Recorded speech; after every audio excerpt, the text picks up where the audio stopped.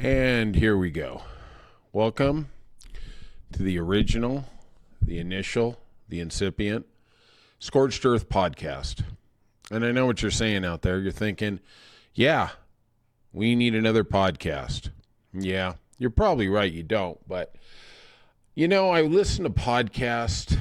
I listen to all the people pontificate on the world left and right.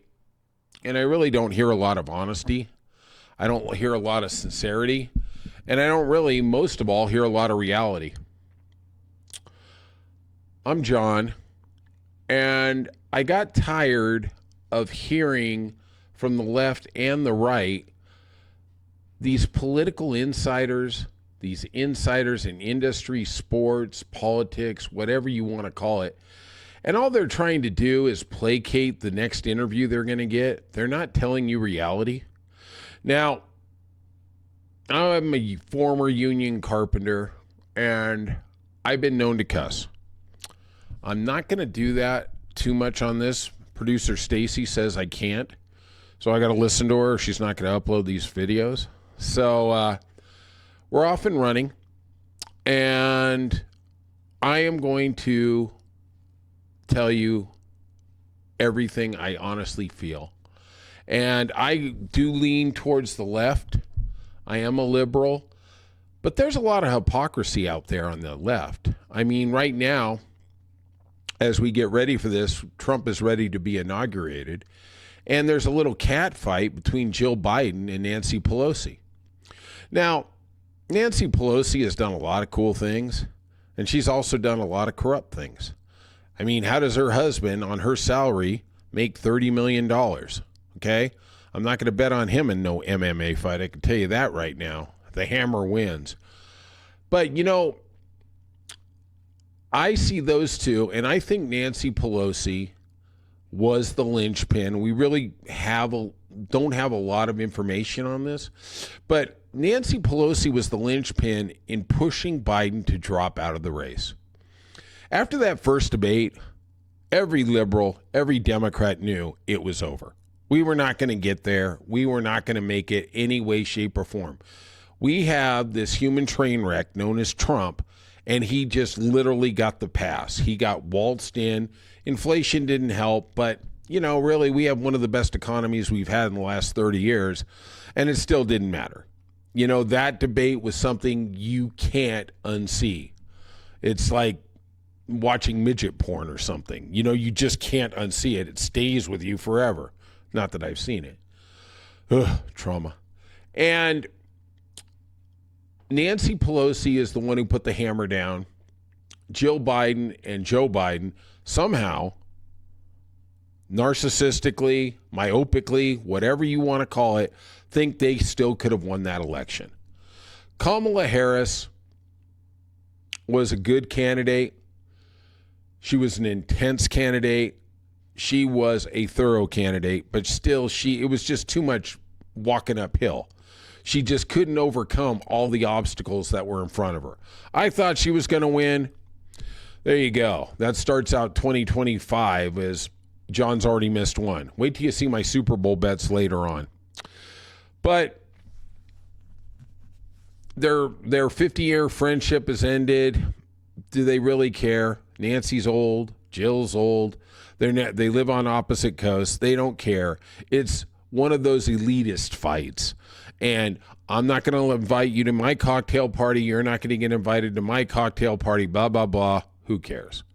You're both done. You're both history, and nobody cares. Let's move on. I live in Los Angeles, and obviously this week we've had just devastating fires. It is an incredible catastrophe. I'm going to tell you a couple stories that I've actually personally been through. But one of the things that goes on is if it's 9/11 or if it's fires in Los Angeles, you have a media center, you have a wealth center, you have a power center that gets more eyeballs on it. It gets more attention. And that's a good thing. But personally, I think, the hurricane that hit North Carolina a couple months ago deserved just as much attention. But, that I think the politics of that all just got askew. But coming back to the Los Angeles thing, we've had some fires. 2018, we had the Woolsey fire in Malibu. 1,600 structures were destroyed, but nothing like we've seen this year, or this past week, excuse me. We've had over 12,000 structures destroyed, 27 deaths and counting, which I'm sure is just a tip of the iceberg because of homelessness. Over $250 billion in damage, and it really doesn't even begin to tip the scale of what's going on. This Saturday, past Saturday, I went out to the Eden Canyon fire, and I walked the neighborhoods. Now, first of all, the National Guard had everything cordoned off. They were afraid of looting, vandalism, whatever they were. So I parked my car and I walked in, and you would see entire blocks devastated, and there'd be 30 houses gone, incinerated. I mean, like if you went out to the barbecue and threw a bunch of newspapers, I mean, that's all that was left, was just ashes. Every so often, you'd see a fired chimney, or you'd see a palm tree that looked like a burnt matchstick, and I'd be walking up and down, really hoping I could help somebody, but there was really nothing I could do. And you'd see these beautiful people, 3-4 people in front of an empty lot that's been incinerated, and they were crying. Their lives are over. They're trying to, a house they've had for 5 generations is gone. What do we do now? What do we tell the kids? And that's the devastation of fire. Everything is bad. I mean, I'm not going to tell you that fire is worse than a hurricane in Florida, or, just these natural tragedies that Colorado's had a lot of fires. I mean, when we have a natural disaster, earthquake, fire, hurricane, tornado, it really doesn't hit home until it's actually you. I think a lot of people are placating us and saying, oh my gosh, I feel so bad, hopes and prayers. And I think there's some sincerity there. But honestly, life is so tough, they're going on with their life. Okay, thank God it wasn't me. It's like the hurricane hits Florida, and we watch it on the news for 3 days, and then we're like, okay, I'm going to go back to my life. I got to go to work. I got to work overtime. I got to pay a bill. I got to do this. I got to do that. And then it just escapes the consciousness. And that's actually how the government divides us, because it's not a majority of people. It's a very small subset who get damaged, who get destroyed, and then they get cast to the side. That's just what they all think. And it's the climate change thing. Climate change is here. We in California have been dealing with a 10-year historic drought. Okay, we've had a couple nice rains the last couple years, but climate change has destroyed the ecological infrastructure of our state. There's a recent statistic that over 75 million trees in the Sierra Nevada forest, which is in Northern California, are dead. They're standing, but they're dead. So what happens is that becomes like tinder. It's like a Duralog that you put in your fireplace. When fire hits it, it doesn't stop it, it accelerates it. And a lot of that's what we saw this week in Malibu, Pacific Palisades, and Eden Canyon. And we're seeing things that we never saw before. I know when the hurricane hit in September, it reached all the way into Asheville, North Carolina. Now, most of the hurricanes, I think the farthest a hurricane had ever been at level 5 inland was 75 miles. Well, it was level 5 at Asheville, North Carolina, and that was over 300 miles from the nearest ocean. Hurricanes feed off the warmth of the water in an ocean. And then as they get farther away from the ocean and that heat source, they dissipate. They go to a tropical storm. They go to a big wind. And they go to my Uncle Harry, who's just nothing but hot wind. I'm telling you right now. He's a level 5 when we get together.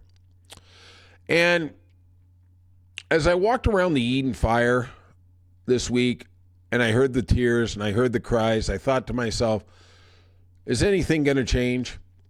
Are the political infrastructure going to change here at all? And I'll give you an example. I live in the mountains of Southern California. I live in a place close to a city called Lake Arrowhead. And every year we deal with fire. We deal with fire. We live basically in the middle of a forest. And every year we hear of a fire. Last summer we had an arsonist set one at the bottom of the hill. It started racing up. When you got 30 miles of nothing but forest and vegetation, it's pretty hard to stop it. So we deal with that every year up here. I wish that was gin. And some years it passes us, some years it really threatens us, whatever. But it's something we constantly live with. Well, in my little community of Crestline, the last 2 days we've been out of power. We haven't had any power. And on the social media sites, people are screaming. Now, to give you a little history of what's going on here, I want to say 6 years ago in Northern California, they had the PP&G fire. I was actually up there when that happened. And what happened was a spark from an electrical substation came, hit some weeds, some dry grass, some vegetation, and started a massive fire that was just devastating of Northern California. Well, what happened was the people who lost everything sued PP&G. And they won $11 billion. $11 billion. They ain't messing around. And when that verdict came down, PP&G made a decision, a corporate decision, that they were going to lower the flow of electricity and the burden on these substations when winds were high or temperatures were overly extensive. So basically what happens is you get a semi-brownout when the winds are real high. Well, they're all doing it now because in Southern California, we have an Edison company, the electrical power company, and they don't want no $11 billion judgment. So that's what they did up here in the mountains. The winds were incredibly high. The risk was high. And personally, I can go without electricity for 2 days, even though when you do go without electricity, you realize just how addicted you are to it. Believe me, it's worse than any alcoholic. Man, you can't plug in the games, you can't plug in the TV, you can't plug in the devices. It's literally, we might as well be in 1902, okay? Living in a cave. But I don't want my mountain to burn. I'm watching it. We're all watching it on TV. We're watching thousands of people lose their houses, and yet people who are 30 miles away are sitting there saying, well, I still need my power, even at the risk of burning up your own house. I mean, it's like seppuku, the Japanese form of suicide. It's like, I don't want to call people stupid, but geez, they're stupid. I mean, I am looking here. I am in the middle of a tinderbox, and people, hundreds of people are on social media saying, turn the electricity back on. I'm going to tell you something. I'm not going to listen to some YouTube expert on electricity. I'm going to trust the experts at the electrical company. Sorry, it may be a little inconvenient. It may be a problem, but I really don't care. That's what we're going to do. Sorry. The other thing that we're dealing with here in Southern California is the political retribution that's coming. The other day, Elon Musk, boy, what a grandstanding foreigner. I'll tell you right now. How did that guy make so much money?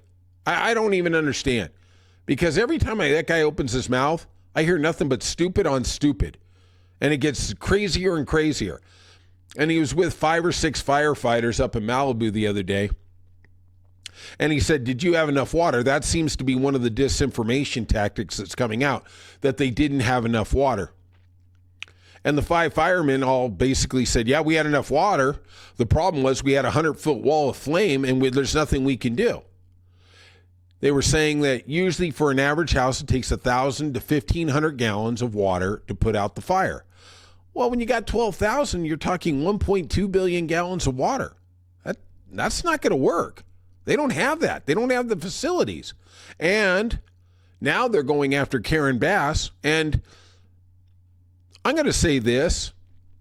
They need to hold people accountable. That's why government can work, is because we can learn from the mistakes. And they are coming after Karen Bass for, this is rich, because she cut the budget of the fire department. You're telling me the conservatives are angry because she cut a budget? I mean, at what point does your hypocrisy not just become obscene? Oh my Lord, I don't even know what to say to that. And at the end of the day, I don't know what the truth is in terms of, was the budget reallocated for another department that took over some things that fire was doing? I don't know. But everything I've seen, and I actually, when I was in the Eden County Canyon Fire area, all the firemen said we had resources, we were just overwhelmed. There was just one of those things. It's like the hurricane. You know, you can put your hand up, you can get in the car, you can run, but there's only so much you can do. Mother Nature will humble you before man and before God. I'm telling you right now. And we're seeing it right now. Now we have two of the prominent politicians, Gavin Newsom, our governor, and he's got eyes on other offices. He's got eyes on other things. He's term limited out. He's going to be coming to an end here. And he's looking at running for president in 28. Okay? This is a stain on him. I like Gavin Newsom, but there's a problem here. You know, during his tenure, we've had 3 major fires. I don't know. You know, you can tell people all day that it's climate change, and I think it is. I'm pretty sure it is, but people don't care. They want somebody's head on a spit, and they want it now, and they want it violently. And I don't know if this is going to ruin his political career. It's, you know, you hearken back to Howard Dean in 2004, and he made a funny laugh, and literally his railroad to the Democratic nomination got sidelined. John Kerry walked in because he made a funny laugh. Is Gavin Newsom going to have to pay for this with his political career? I don't know. I would be very worried, because there is a lot of sentiment and there is a lot of disinformation going on out there. You know, I saw somebody on Twitter, Millajoy, I don't even know what that is. I don't know if it's artificial intelligence, I mean, seriously, or it's a real person. But this person said that Oregon couldn't send down fire trucks, 45 fire trucks, because their trucks wouldn't pass emission standards. Well, I looked into it, and actually the head of the Oregon firefighters sent down 75 trucks. Never had a problem. Mexico sent firefighters up here. Mexico, the bad country. They sent people into America to help us. And I wonder to myself, if there's a fire in Mexico, would we politically be able to send any of our personnel down there to help them? You know, back in the day when Katrina happened, I happened to be in San Antonio. And Katrina happened, and me and the gentleman I was working with in San Antonio said, you know what, we're carpenters. Let's go over there and see if we can help. You know, we're not just good for DIY, right? And we drove over to the city, and they wouldn't let us in. The National Guard by that time had it all cordoned off, and we couldn't get in to help, and it was a tough situation. Fifth Ward was just devastated. Everything was. But we saw trucks from Mexico with goods and services to help Americans. Now, these are things that you don't hear. I've heard Canada has helped with Superstorm Sandy back in the day. I've heard about these things, and hey, granted, America helps other countries. And I love that about America. I love that we send assistance to places that have famine, that have just pestilence, whatever it is. But there's other countries that help us. And, you know, there's this narrative from the right that nobody helps us, that we've got to do it all ourselves. Well, it's not true. And we also have a system where we begrudge everything, and we demonize it all. And, we got a guy coming in 3 days who's going to just turn up the rhetoric. And that's really why this podcast exists, is to hold him to the truth, but hold him in a way that I'm tired of everybody else holding him to. Everybody else is holding him as Donald Trump can't do this, Donald Trump can't do this. It's all changed. He changed the game. Now we have to deal with it on those terms. Let's not go back and wish in this time capsule that we can go back to 2002 and everybody's going to get together after 9/11 and we're going to sing Kumbaya and we're all going to get together. Those days are over. This is about sectioning, slicing, and dicing this country so they can divide all of us, so they can conquer us all. And at the end of the day, democracy is going to go away. We are here to fight for democracy, but I am very pessimistic about it. I hope we don't lose it. I love what we have. I love this country. All right. I'm going to be podcasting 4 or 5 days a week. Please listen. And I give you all a bunch of love. All right. Thanks.